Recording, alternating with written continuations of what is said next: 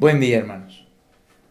Este es el primer video de una serie en la que analizaremos en la segunda carta de Pedro acerca del desarrollo cristiano.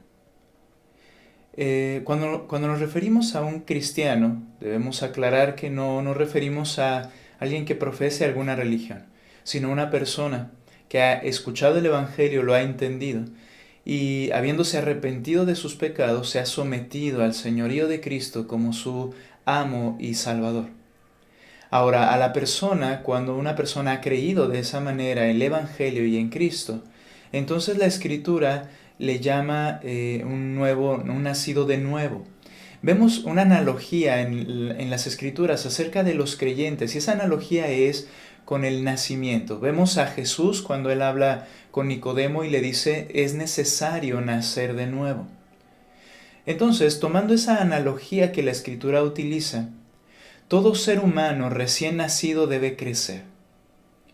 Un bebé que no crece quiere decir que es un bebé que no está sano, que no está bien ese bebé, porque naturalmente debe comenzar a crecer.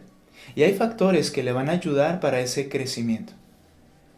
Un creyente, un cristiano, que al pasar el tiempo no se desarrolla, eso muestra que no está sano o que no es creyente.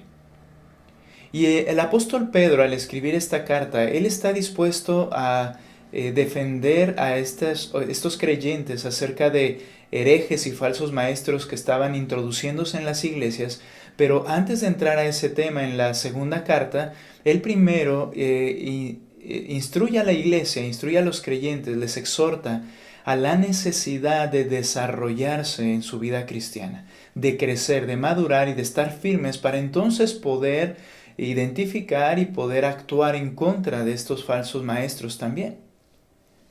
Ahora, hay dos factores para el desarrollo del cristiano, para el crecimiento de un cristiano. El primer factor lo vemos en la segunda carta de Pedro, capítulo 1, versículos 3 y 4, y voy a leer en esta serie de videos, voy a utilizar la Nueva Traducción Viviente por cuestión de las palabras y el entendimiento que nos dan a nuestro lenguaje. Y dice el versículo 3, mediante su divino poder, Dios nos ha dado todo lo que necesitamos para una vida de rectitud. Todo esto lo recibimos al llegar a conocer a aquel que nos llamó por medio de su maravillosa gloria y excelencia. Y debido a su gloria y excelencia, nos ha dado grandes y preciosas promesas. Estas promesas hacen posible que ustedes participen de la naturaleza divina y que escapen de la corrupción del mundo causada por los deseos humanos. El primer factor para que el creyente pueda desarrollarse es el poder glorioso y excelso de Cristo. Dice esta porción que a través del divino poder de Él, Dios nos ha dado lo que necesitamos para llevar una vida de rectitud. Él ha provisto a través de su gracia todos los factores, todas las herramientas o elementos necesarios, mejor dicho, para que el creyente pueda desarrollarse y crecer. Uno de esos aspectos son sus promesas. Promesas que se cumplen en el creyente y mediante esas promesas nosotros estamos siendo liberados para participar en la naturaleza divina y al mismo tiempo abandonando la corrupción que hay en este mundo. Entonces, sin el poder de Dios, sin su obra, sin su gracia, es imposible que un creyente pueda desarrollarse. De hecho, que pueda haber creyentes en absoluto. Pero hay un segundo factor. Y ese segundo factor es que un creyente debe ser esforzado para desarrollar las cualidades cristianas. Esas cualidades, al ser desarrolladas, entonces el creyente está creciendo, está desarrollándose el propio creyente. Y dice en el versículo siguiente, verso 5, en vista de todo esto, en vista del poder de Dios, de sus promesas, de que nos ha dado todas las cosas para poder tener una vida en esta tierra de rectitud, una vida de rectitud en esta tierra, dice el versículo 5, en vista de todo esto, esfuércense al máximo por responder a las promesas de Dios, complementando su fe, y comienza a dar las cualidades, con una abundante provisión de excelencia moral. La excelencia moral con conocimiento, el conocimiento con control propio, el control propio con perseverancia, la perseverancia con sumisión a Dios, la sumisión a Dios con afecto fraternal y el afecto fraternal con amor por todos. Cada una de estas virtudes cristianas las iremos estudiando, las iremos mencionando en los siguientes videos. Pero noten que para desarrollarlas dice debes esforzarte al máximo. Respondiendo a las promesas que Dios te ha dado por su poder, debes esforzarte al máximo.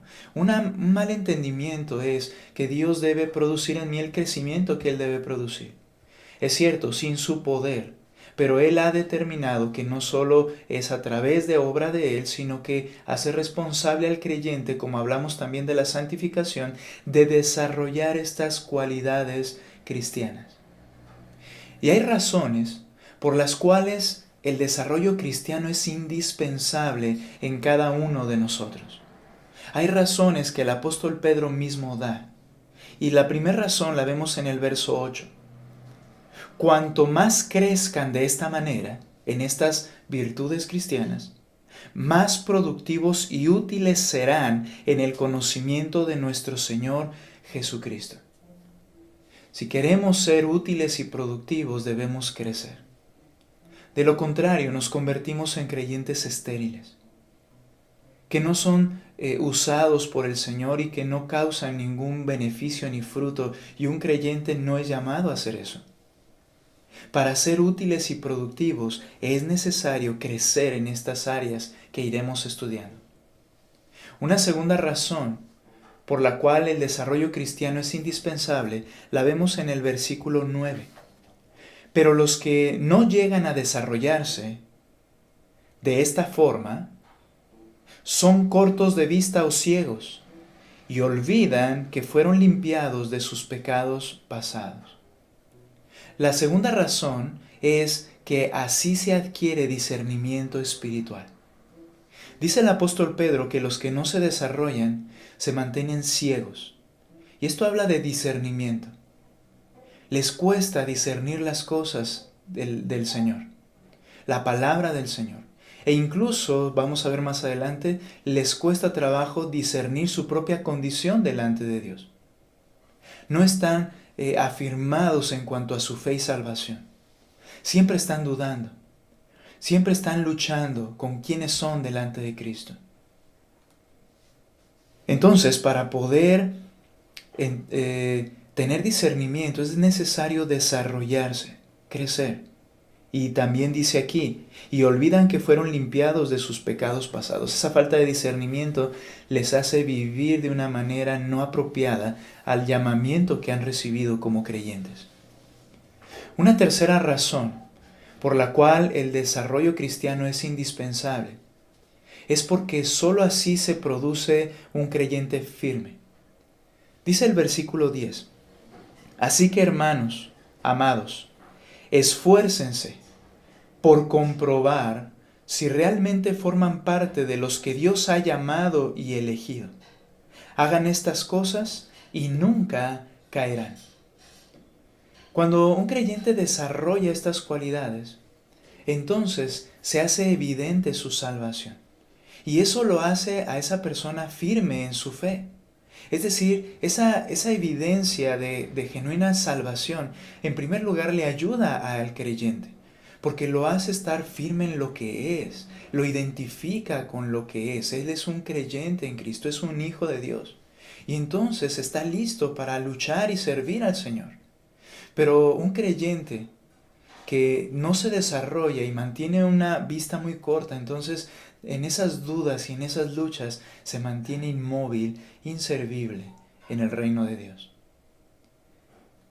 Produce un creyente firme porque hace evidente su salvación, y un creyente firme dice aquí, y no cae nunca.